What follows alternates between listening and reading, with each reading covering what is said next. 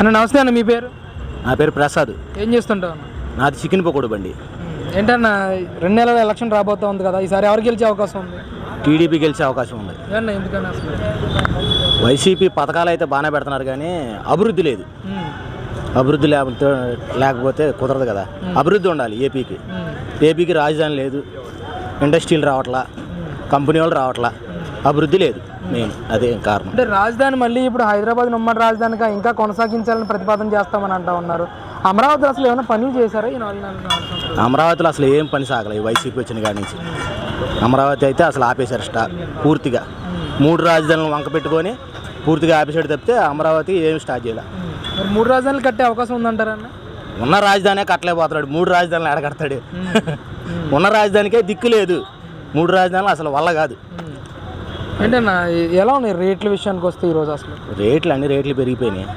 సమస్తం రేట్లు పెరిగిపోయినాయి. వైసీపీ గవర్నమెంట్ వచ్చిన కాడి నుంచి నా పకోడీ బండి 14,000 అమ్మేది టీడీపీ గవర్నమెంట్ అప్పుడు. ఇసుక ఆపేసిన కాడి నుంచి 4,000 5,000కి వచ్చింది వ్యాపారం.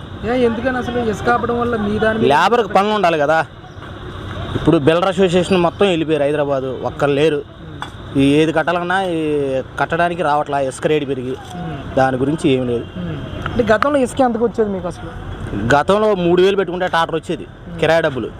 ఇప్పుడు 12,000 టాటర్ ఇసుక. ఎవరు కట్టుకుంటారు ఇల్లు? మరి అసలు గతంలోనే అవినీతి జరిగింది, మేము వచ్చిన తర్వాత చాలామందికి అవినీతి లేకుండా అందిస్తూ ఉన్నాం ఇసుక అని చెప్తా ఉన్నారు. ఏ పార్టీ అధికారంకి వస్తే ఆ పార్టీకి అనుకూలంగా మాట్లాడతారు, మాట్లాడకుండా ఉండరు. నాకు పార్టీతో ఏం పని లేదు, సక్రమంగా జరగాలంతే.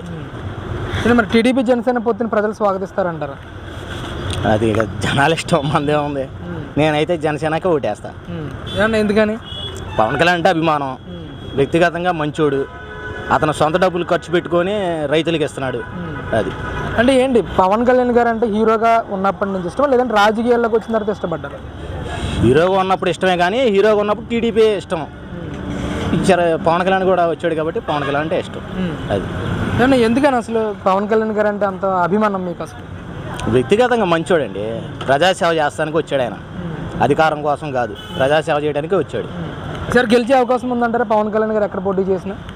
ఎమ్మెల్యే గెలిచే అవకాశం ఉంది.